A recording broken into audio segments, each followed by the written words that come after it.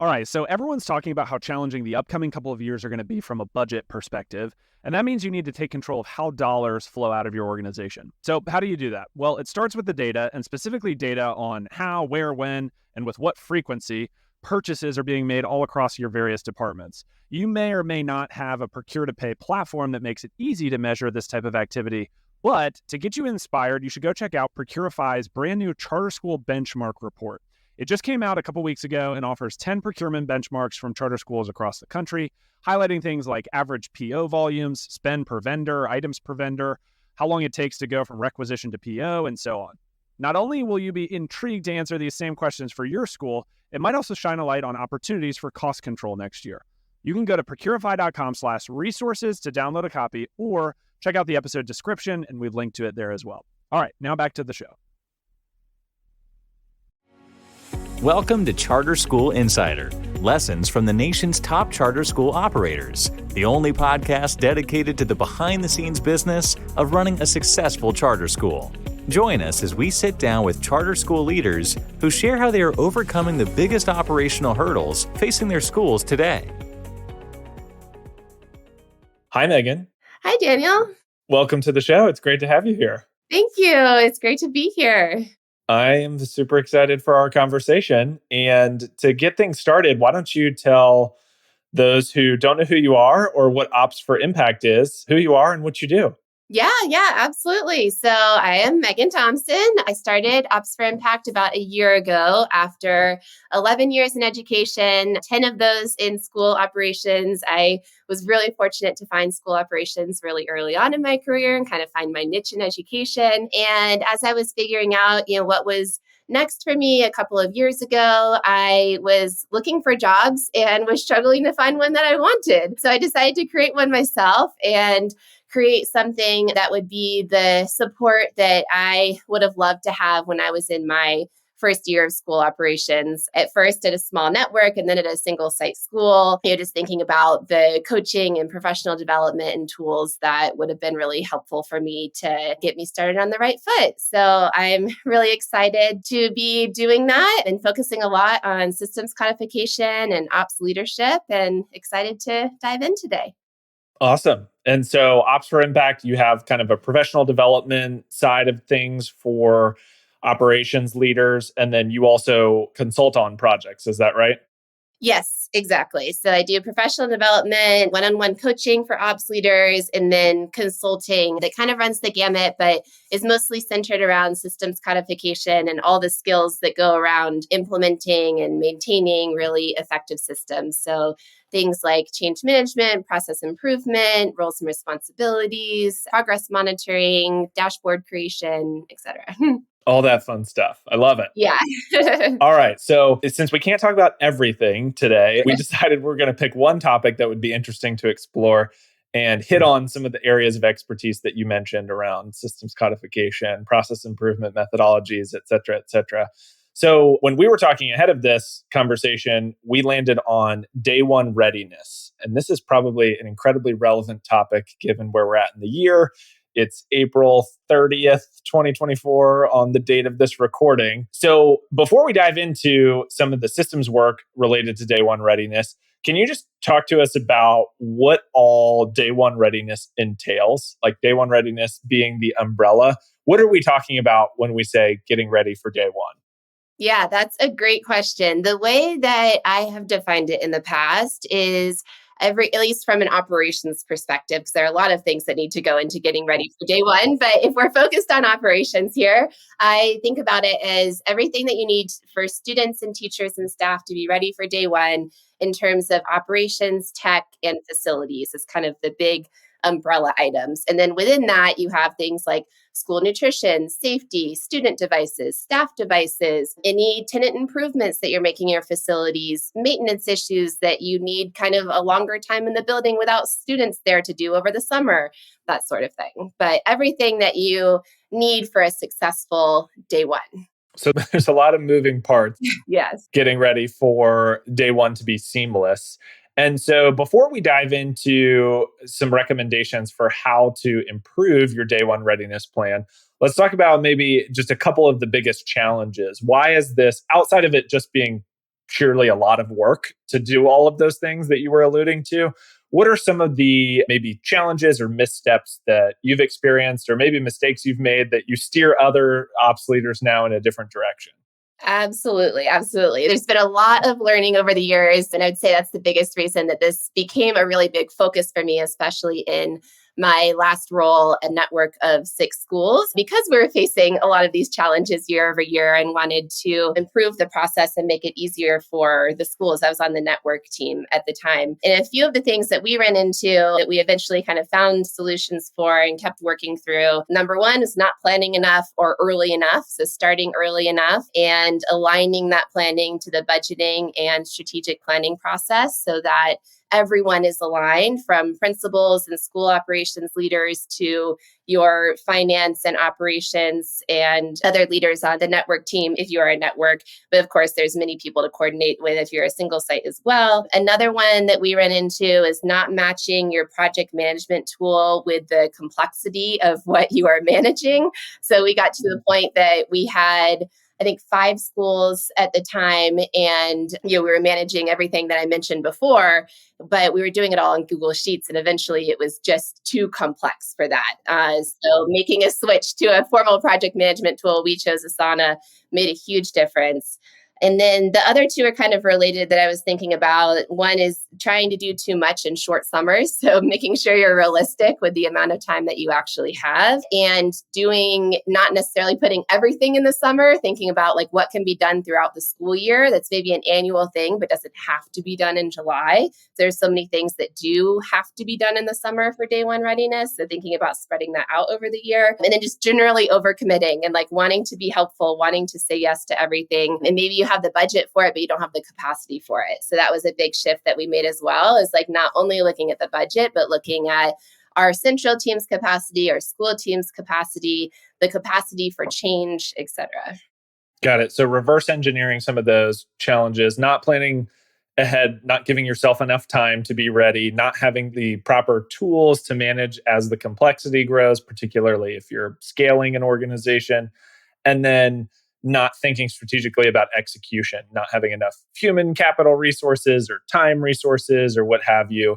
All of those contributing to day one feeling like a potentially hair on fire situation, rushing towards whenever that first day of school is.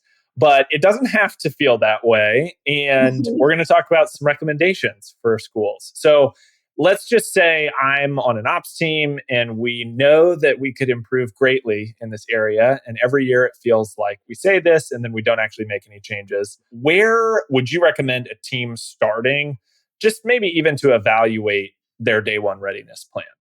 Yeah, absolutely. I mean, the first thing that I would do is look at your results. Like whatever data you have, if you hopefully have some quantitative data, we didn't at the time that we started really thinking more deeply about these systems. You always have qualitative data and more like kind of anecdotal data of like how you're doing, feedback from your schools or your teachers or even your students or your families, and really looking at like, what is our reality right now? Like, where are we at, to really get at like, what are the problems and really define the problems well, and then get into, some root cause analysis and continuing through like some sort of process improvement methodology, kind of formal or informal, but starting with like, what is our true current state? Like confronting the brutal facts, if you will.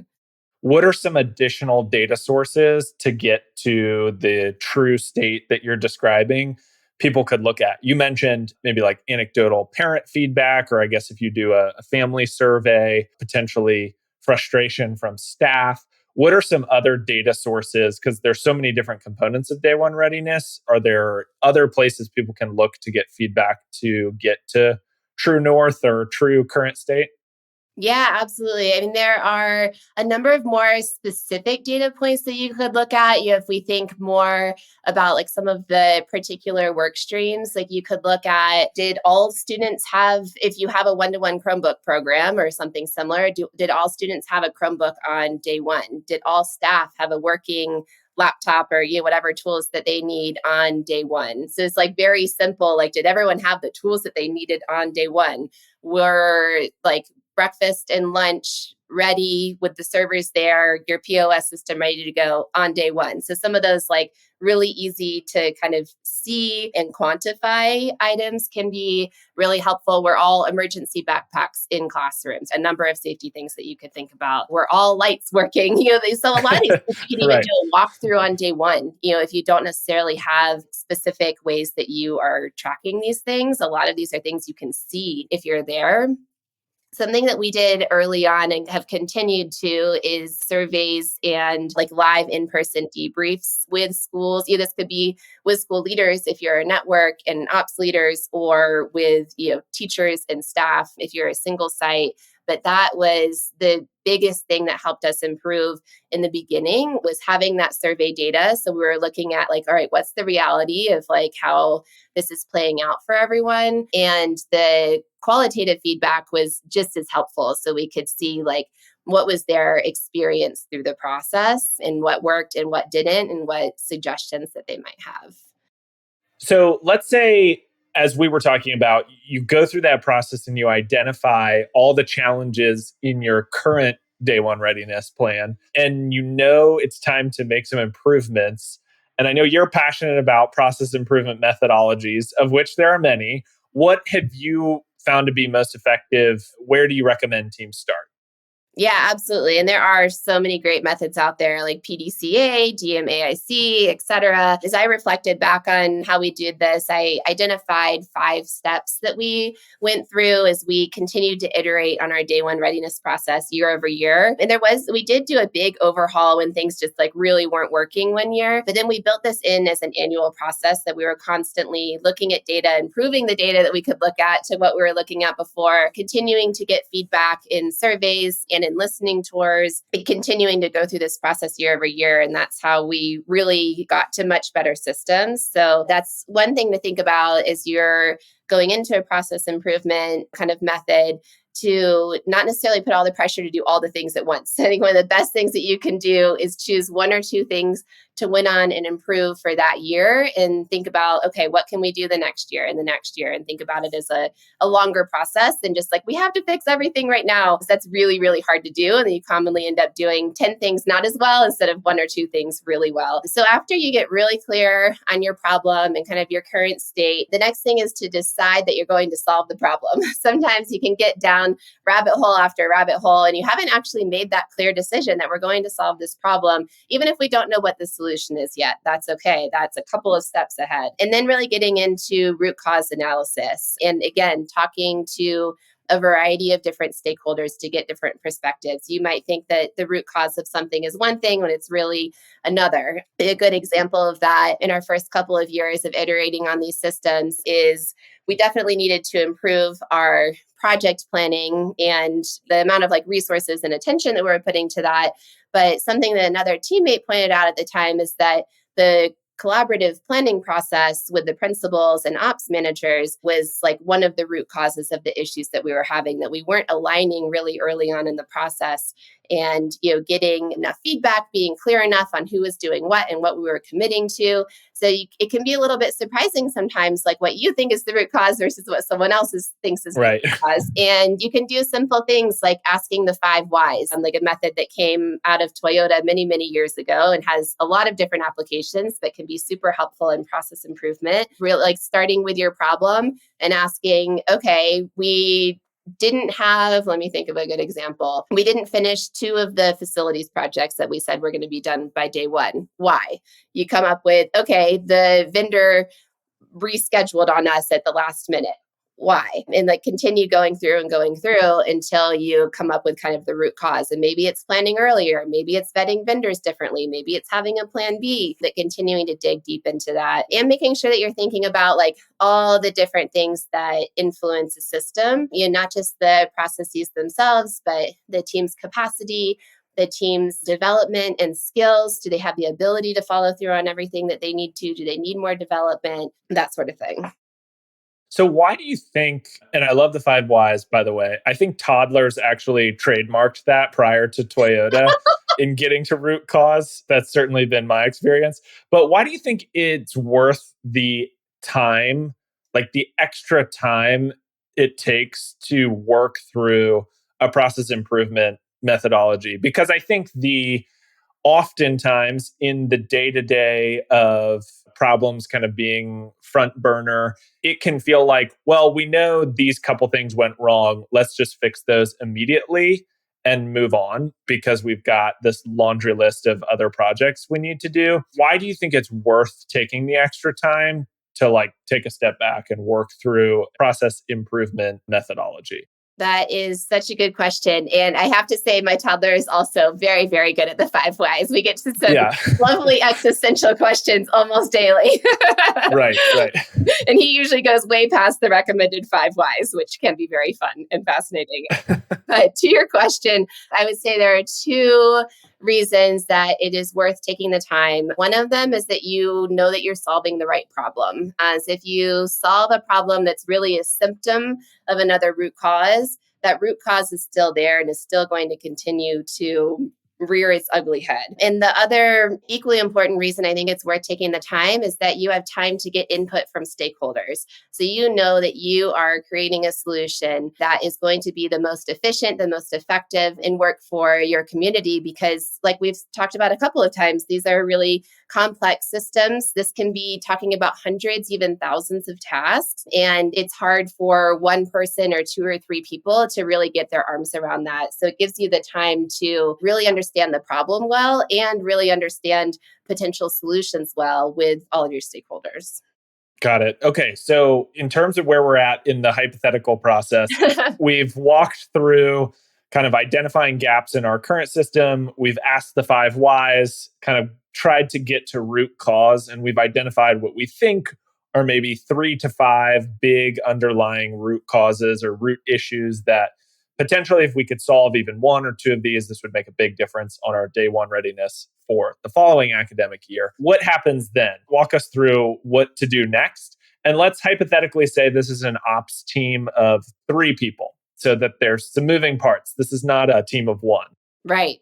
Yep, that's a great question. So one thing to point out as we keep kind of going through the different steps is that you always want to stay focused on the step or 2 before as well. So continuing to make sure as you're moving into the solutions and brainstorming part of the process that you're continuing to stay grounded in what your original problem was. Because it'd be really easy to get down, again, like another rabbit hole of different solutions and ideas and shiny things and accidentally get away from what the problem was that you were solving and the root causes of that problem that you identified. So as we move into the next phase, which is starting to brainstorm solutions, always making sure that you are staying focused on those first couple of steps is really, really helpful to keep you and your team focused, especially if you're an ops team of 3. You're collaborating on this. There are a lot of different ideas going. Keeping that structure and focus can be really helpful to really move your team forward. So the next phase is brainstorming solutions, pie in the sky and getting lots of input,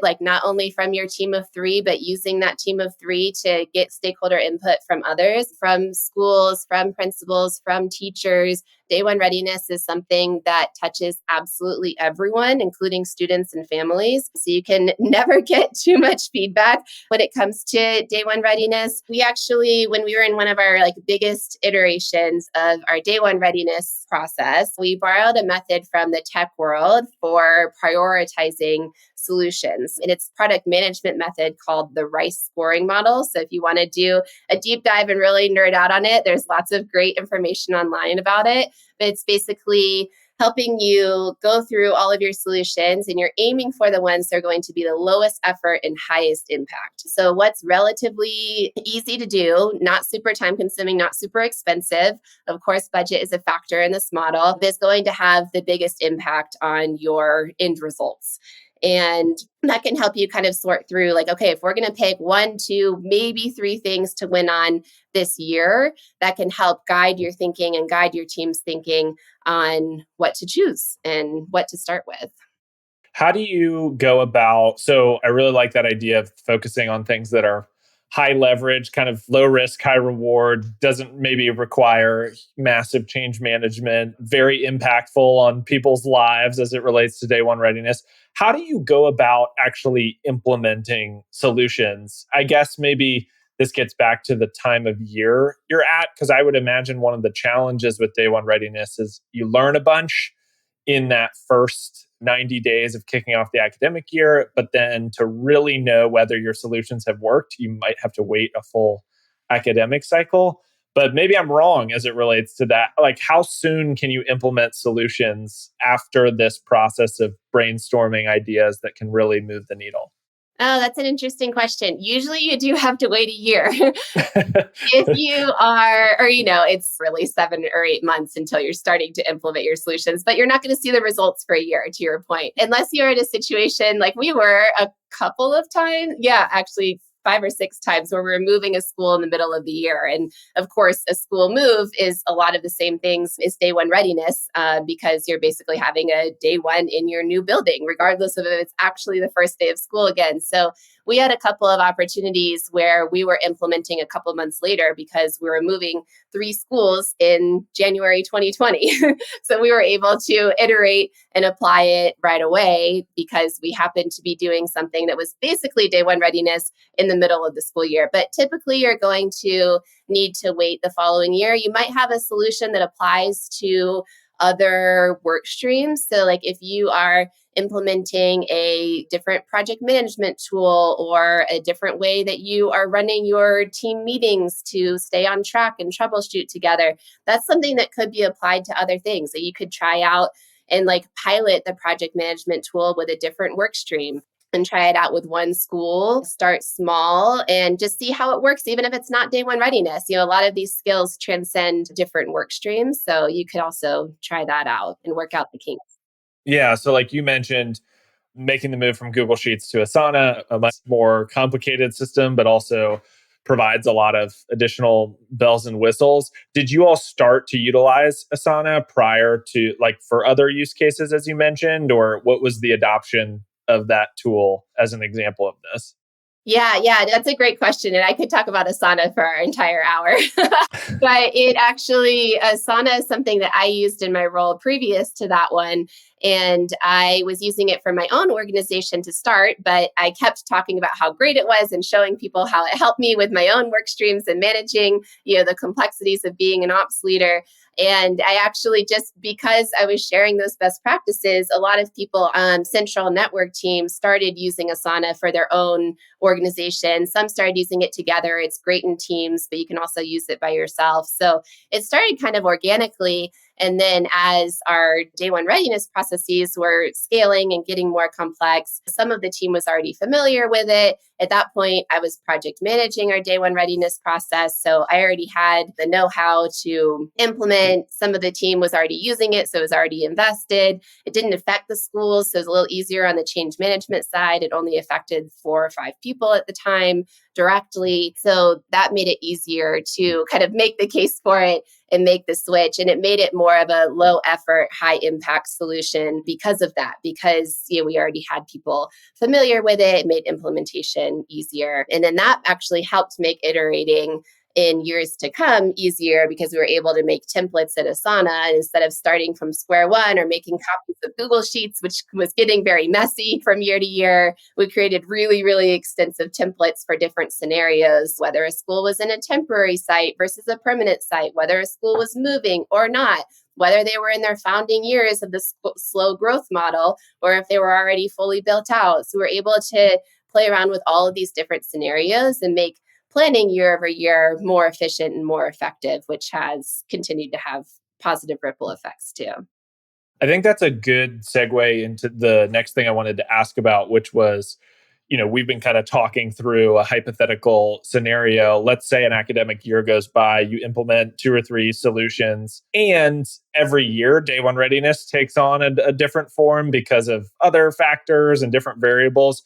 Let's say you implement a few solutions. Maybe you get all the Chromebooks imaged and ready for pickup before day one. And maybe you do an audit of your HVAC systems because of what happened the year before. Let's say you make some of these different solutions. Then how do you go about actually like codifying that into your process for future years? And maybe this is where You were touching on being able to use templates from Asana and kind of iterate on those. But I would imagine it might be easy to do things slightly better and then forget, like, oh, yeah, we did it this way and it had a much better result. How do you actually codify that system and then make sure that new staff, because we all know that there is turnover, it happens.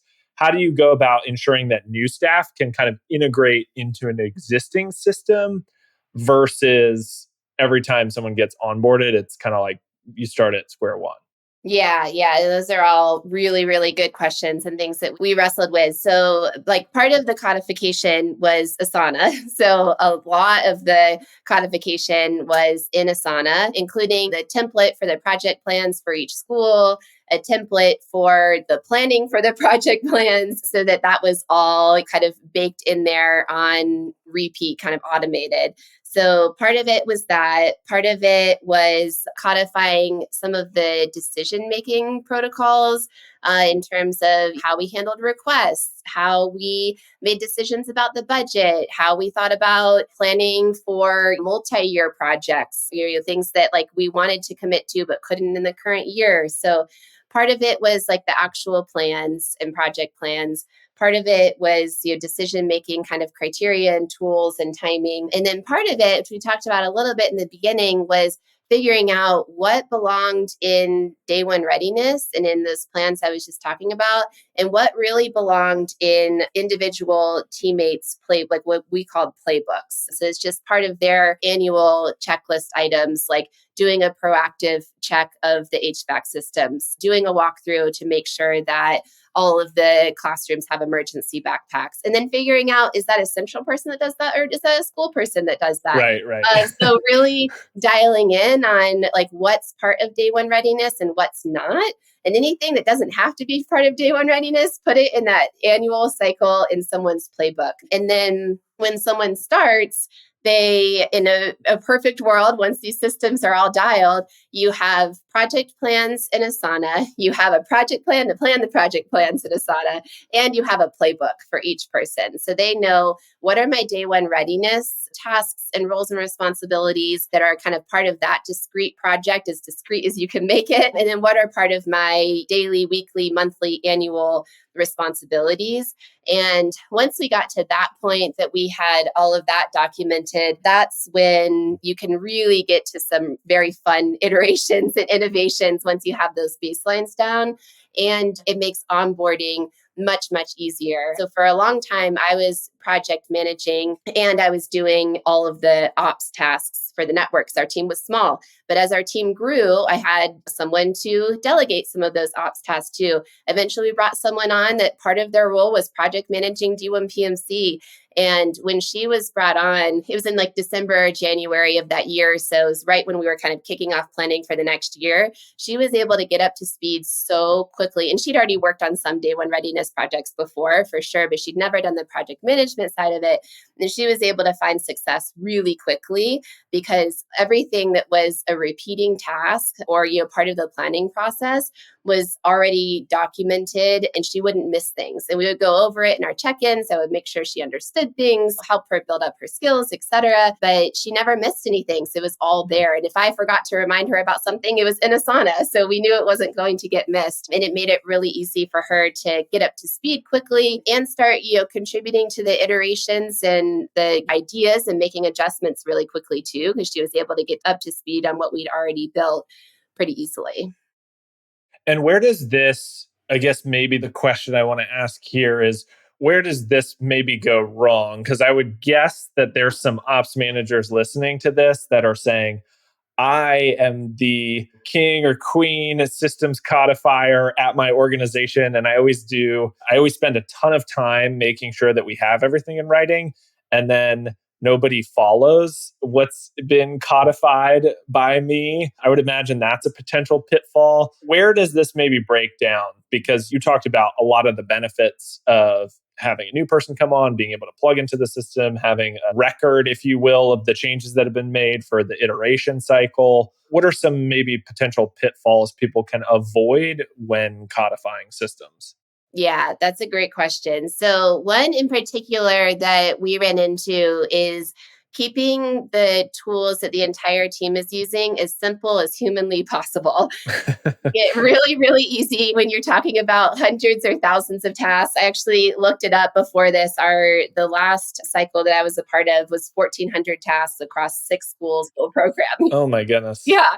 And we actually had the quantitative data to see that. And I knew that we were at 98% complete on day one, which was better than our year before. Like, it was really exciting to have that data, but it took us a long time to get there. And we actually tried to implement Asana a few years before we successfully did it. But some of the ways that I had set it up was too complicated. It made sense to my brain, but I didn't take enough time to get input from my teammates to make sure that it was really easy for them to use, really easy for them to understand. So when we did it a second time around, we took more time to do that, to get the team's input, like what made the most sense to their brain, and made it easy to as easy as possible to manage and very, very clear. So keeping things really simple is key. I mentioned this already, but just to kind of double click on it, like getting input from your team before implementation, during implementation, and after is really, really important, because sometimes it's just that the view of what they're looking at is overwhelming. So it's hard for them to sift through what they're supposed to be looking at. Or there was 1 or 2 people I didn't do enough training with the first time. So we made sure to do a couple of trainings with the whole team,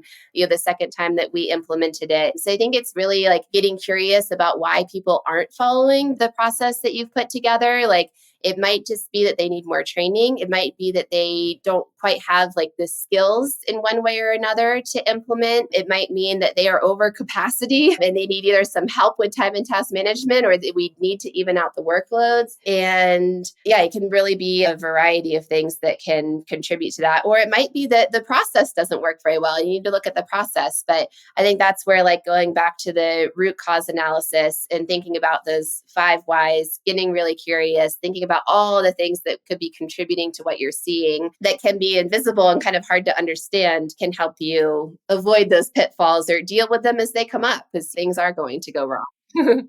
Sure.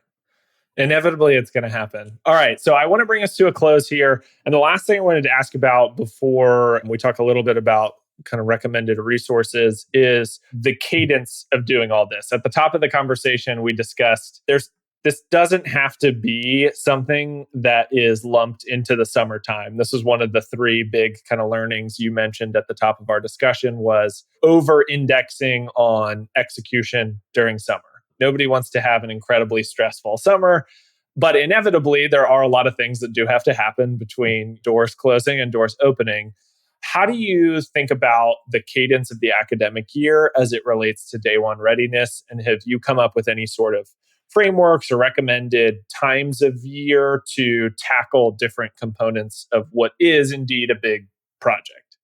Yeah, absolutely. So I'd say, like, very, very high level. It kind of depends on the size of your school or network too, because some of this could happen a little bit later if you're a single site school and you have a relatively small team. But what we found the best after a few different kind of trial and error rounds of this is starting in like the December, January timeline to start planning for the next school year. And that's looking at an August start. So you're looking at like 8 or 9 months ahead of the first day of school, depending on when your first day of school is, to start thinking about budget planning, start planning for the collaborative meetings with school leaders and operations managers, to start like aligning this with your strategic plan and like what the major priorities are going to be for the following school year that might have, operational components to it, and making sure you have enough lead time for all of that. And then going into, we did it as like a phased planning process. The best time frame we came up with for kind of the phased planning process, either with schools or getting into the weeds with your individual school team, is doing that like January or February through March or April, kind of depending on your first day of school, so that you're going through a few different iterations of like, what are the needs, what are the challenges,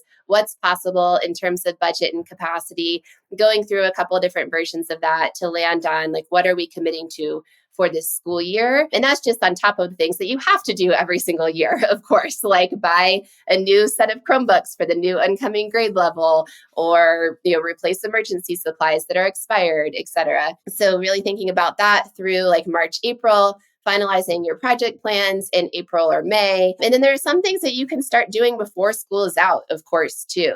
Making sure that you're planning ahead as much as you can. So if you're like all the schools I've worked at, the summers are short. So thinking about anything you can get started on ahead to have things really teed up for those 4, 5, 6 weeks that you have in the summer to be ready to go. And then, September, October, doing debriefs, getting feedback, really reflecting on your results, making sure you get data on those results around day one, and then, starting the process over for the next year, a couple months later. It all starts over again. It sure does. No rest for the weary. Awesome. All right. Some really strong recommendations there. So, Megan, what resources or tools, or I know obviously Asana, which we've talked about a fair bit, and we'll link to in the show notes, or Asana, if you're listening to this, you can sponsor Ops for Impact and this podcast. What resources do you recommend? Do you have any tools or templates or outside external resources that you've found to be helpful that we can link in the show notes for those who tuned into today's conversation? Yeah, absolutely. I have a worksheet of going through the process improvement methodology that we got through most of today. So we can definitely share that. I hope that is a really useful tool. Asana is a really great tool. To shout out another company, the Together Leader has a really great project management course. So that is definitely worth folks checking out. If you are focusing in more on the project management aspect of this, or even having a project manager for this and someone who's a clear lead for all of it and coordinating with all of the teams, I think those are kind of the biggest ones. Okay, awesome. Well, we'll link to all of those in the show notes. And if people want to connect with you, Megan, where should they go? opsforimpact.com. All right, awesome. Well, thanks again for coming on, Megan. Really appreciated your insights today.